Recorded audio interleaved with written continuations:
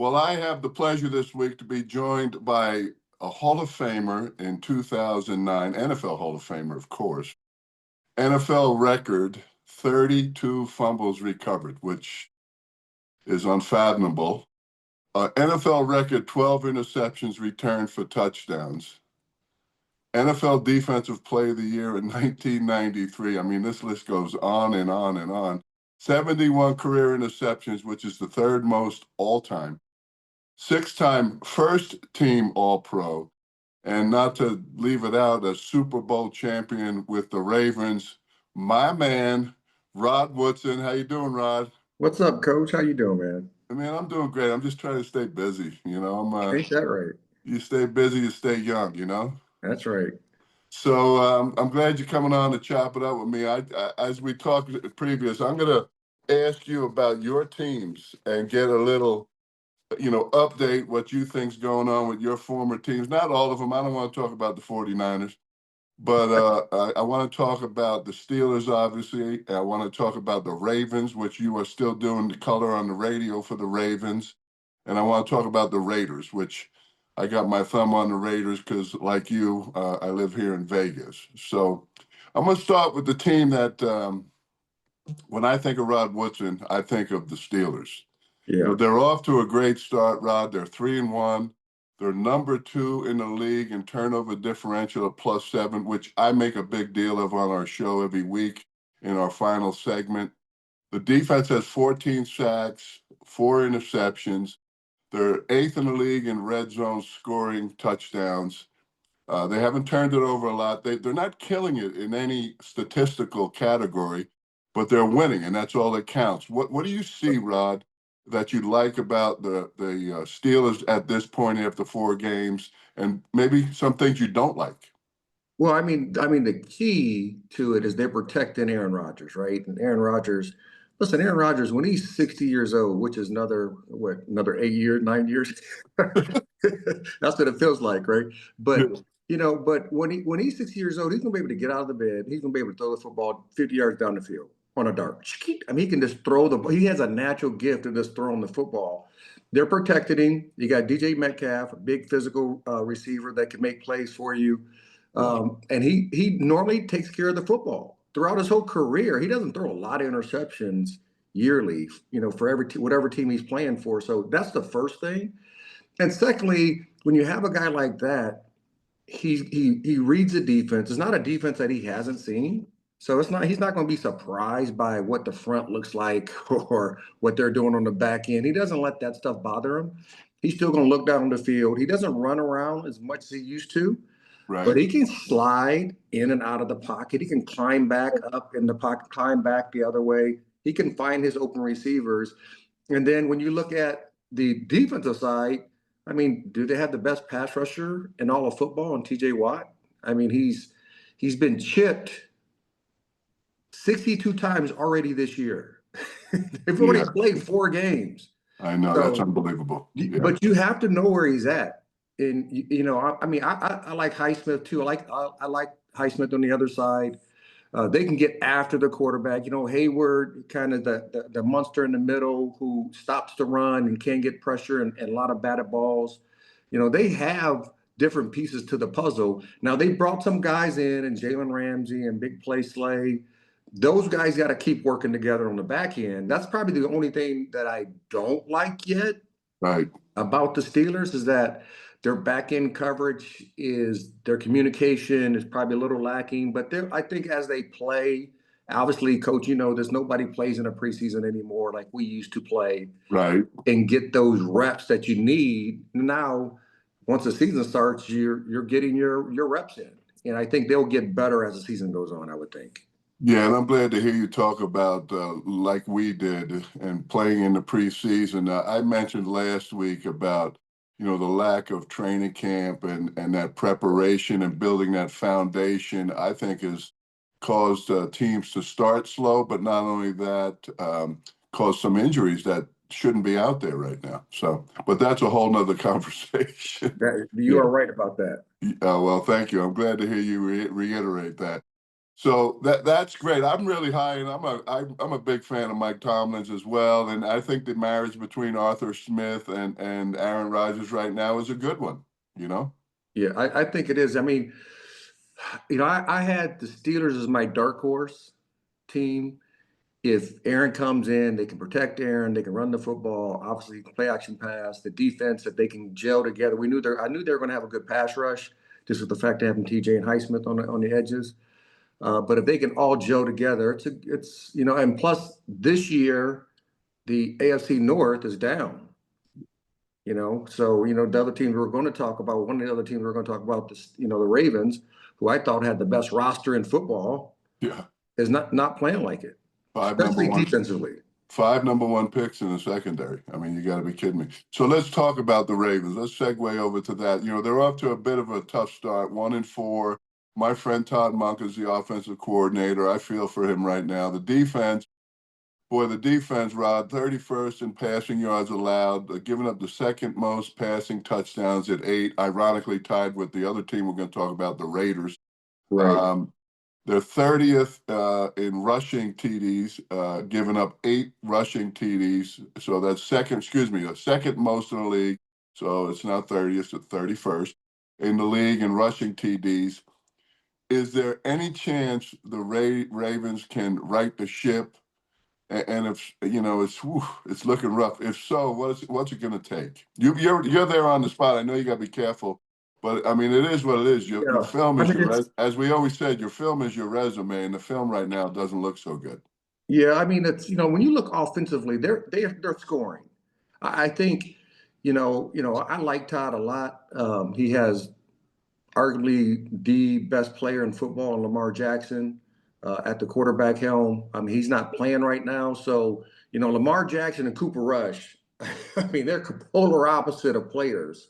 Right. And you could see that not having him in there, and they do have Tyler Huntley, coach, sitting there as a number 3 guy. So, I mean, I would suggest maybe putting a package in for Tyler Huntley so they can still run the zone reads and the RPOs and all the stuff that they normally run with Lamar. But offensively, I'm not worried about the offense because I think they're going to score against any defense that they play against normally. I mean, obviously, every team has its ups and flows in some games. So I'm not worried about that. It is the defense. I mean, the defense hasn't played the way anybody thought they were going to play.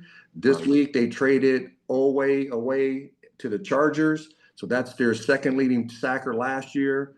They get a safety in. They got Garden Johnson. He's at practice squad as a safety. They know they got to fix the back end.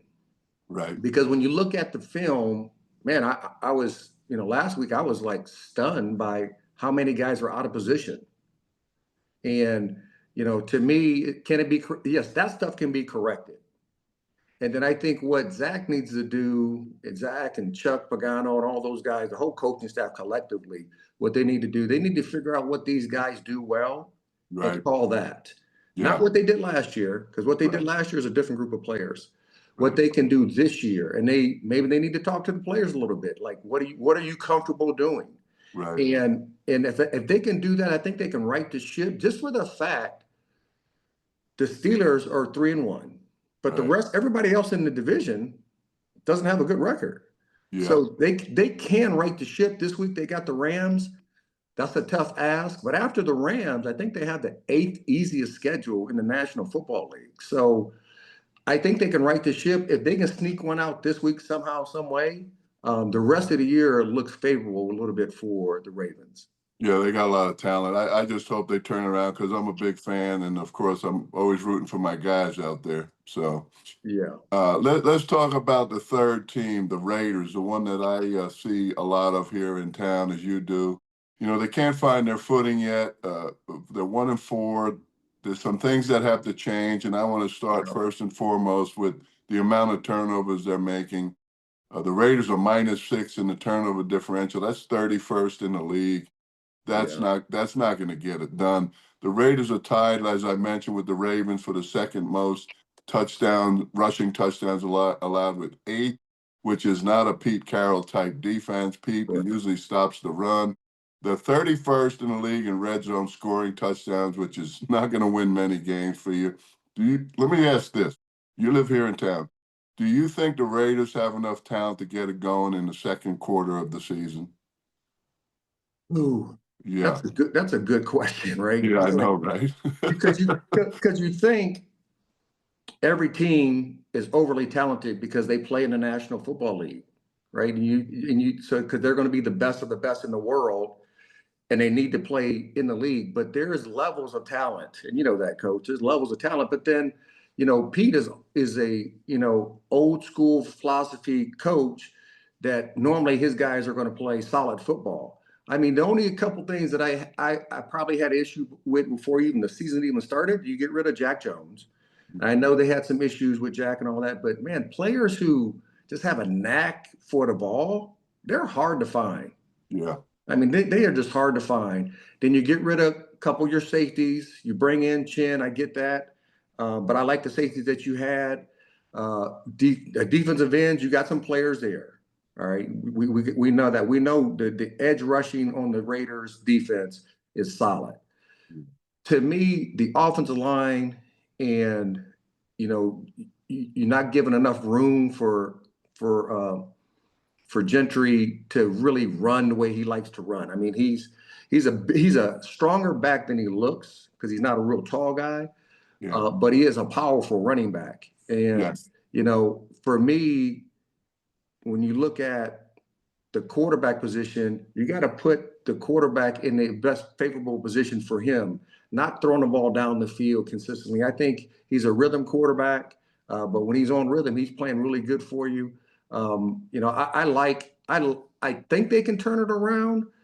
Do they have the talent is the question, and I don't know if they have the talent this year right. to get it done, especially on the defensive side, because that concerns me just a little bit. Well, especially you cut one of your starting linebackers. You just, Right. all right, we got this guy, we really like him, and now he's gone. So yeah, it's I'm rooting for him. You and I met obviously coaching with the Raiders with Del Rio. We became buddies and friends, and I feel for him. I'm a big Yeah. fan of Pete's. I like to see this thing get turned around, but we'll see. I just think there's not enough there right now to really do anything. Make a transition over to winning football anytime soon. I mean, unfortunately. Yeah, I think I agree with you on that one. I just think, you know, when you look at the overall aspect of the roster and Gino, if Gino plays, I think Gino's really pushing himself Yeah. to make plays for him instead of letting the plays happen. Yeah, he needs to start playing mistake-free football for them to have a chance, in my opinion. Yeah. And And then, I and think I think somehow, some way, they got to come out of the game with Genty getting 30 touches yeah, in the rush and the pass combined. If he gets 30 touches, he's arguably the best player on the field on the offense. I think they got to get him more touches, but that's just me. So, yeah, I think you if you can anytime you can get your running back involved and he gets one on one with the linebacker in space, you're thinking that the favor should go to the offensive player, right? Just for the fact that he knows where he's going. He's a little bit quicker, a little bit faster than most of the linebackers in the league. So you got to give him the opportunities to make plays for you. yeah, I agree. I agree. So let's move off the NFL a little bit and talk a little bit about you for a second. In 1987, you had the fourth, this is unbelievable, this is remarkable, the fourth fastest 110-meter hurdle time in the world. Yeah, I think that's the year we had a strike, 87. it was. It was a holdout year. Yeah, that's probably the only reason you got to do it, right? You took the bronze medal in the USA Olympic Festival. So that's just phenomenal. Just shows what a great, superior athlete you are and why you're in the Hall of Fame and why you have all those records. But my question, did you ever think of leaving football and competing in the Olympics? Yeah, you know what? That was especially because 87 was the World Games in Rome and 88 was the Olympics. And if I didn't cut, I mean, so in 88, we tried to go back to track, and the IOC said, no, you're a professional. Oh, And our argument was, what? Yeah, I'm a professional in football. Like, that does not help me one bit. on the track. Matter of fact, it hinders me on the track. Right. And that was Yeah. our argument. And I mean, obviously, 4 years later, 92, the dream team and everybody, now you can be a professional and still play in the Olympics and do and have those events. But, you know, it wasn't, as I made the decision to stay and to sign my contract in 87 with the Steelers, I knew it was going to be maybe giving up that dream because I mean, my first love was football. My first second love was track, but I loved them kind of just I mean, and I'm talking about like this, right? Here's my first love, here's my second love. And because football is a team sport, so I play with my brothers, I'm playing for my boys. Track, we have a track team, yeah, but there's 8 individual lanes for a reason. Right? I get to Right. meet my boys, right? Right. And then we could talk about it all week long, and we can talk about it all summer. But I get to always run against my guys, and it's that self competition that you won. I mean, so I've always had that in my head, and I've always that's the one regret I probably have in my whole career that Yeah. I never gave myself an opportunity to Yeah. go back because in '92, by that time, I hurt my knee. Yeah. I think it was my 4th year in the league. You had that ACL, right? Didn't you Well, have no, those? no, ACL came a little bit later, but it was a Oh, condor defect that I hurt my knee, had surgery in the off season, and then I just like, hey God, I mean, you've been blessed, you blessed me enough. Okay, I don't need to run track. I hear you, and I didn't run track, so that's my only regret I've ever had in my life that I didn't probably pursue it a little bit harder yeah. earlier in my career because I had a really good track coach who really took my time from here to all the way down, just from the rhythm of the run. And I still follow it like I follow football. Yeah. I'm just a track guy like that. But that's my one regret, coach, that I do have, that I never gave myself that opportunity to at least try it. Yeah. That's that little hole you got, right? That you can't fill. It is. It's Yeah. that what if? Yeah. What if I would have, and now only way I would have been able to do it is if I went back into the draft, right? Hmm. In '88, but then I wouldn't be able to sign my contract until after the Olympics if I made it to that far. Yeah. What I had to go through the Olympic trials. So that's the only way I wouldn't really would have been able to do it. And at that point, listen, I had no money in my pocket. Oh, So right. I, Right. And I you need to weren't. sign that contract, man, back in 1987, put some money in my pocket. Yeah. Yeah. That money fills that hole up that you got a little bit. It fell a little tiny, man, a little bit. It helped me. Well, let me ask you one more thing. I'll let you go, man. So you coached a little bit. You dabbled, a couple internships, Yeah. couple defensive back coaching jobs. You and I coached together on that Raiders staff in 2017. Real quick, now that you don't have to get too deep into it, but what did you like and what did you not like about coaching? Yeah. What I loved about coaching is being able to give back what was given to me. So everything that was given to me from Chuck Noll, Tony Dungy, Rod Rust, Don Capers, Bill Cowher, Dick LeBeau, I was able to give that stuff back to the Some players. some great coaches you just named, boy. Some great Some coaches. outstanding coaches that really fed into me and gave me a lot of different things, information that I needed, and I love giving that back to the players. What I didn't like Yeah. is being a position coach. You have to do what your defensive coordinator wants you to do and how he wants you to kind of coach your guys.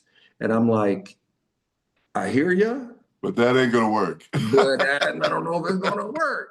And then you get blamed when things go sideways.